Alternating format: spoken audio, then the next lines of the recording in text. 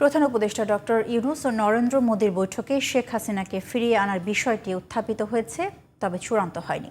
দুপুরে পররাষ্ট্র মন্ত্রণালয়ে সংবাদ সম্মেলনে এসব কথা জানান পররাষ্ট্র উপদেষ্টা মোহাম্মদ তৌহিদ হোসেন। এ সময় অভ্যন্তরীণ বিষয়ে অস্বস্তিকর বক্তব্য পরিহার করতে দুপক্ষের প্রতি আহ্বান জানান তিনি। আরও জানাচ্ছেন শাহরিয়ার বাঁধন।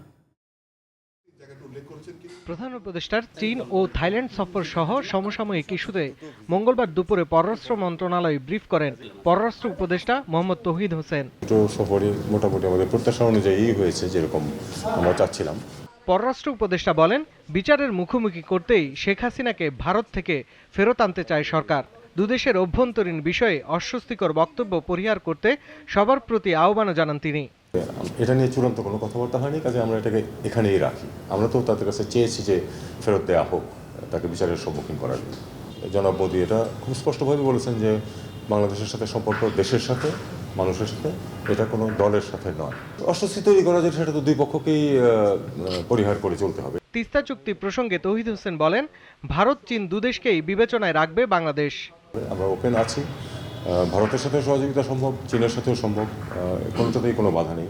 আমরা দেখব যে কোন দিকে, কোন প্রজেক্টে কোন দিক থেকে সহায়তা নিলে আমাদের জন্য সুবিধা হবে, এবং সেই অনুযায়ী ওয়াটার রিসোর্স মিনিস্ট্রি তাদের কার্যকলাপ করবে।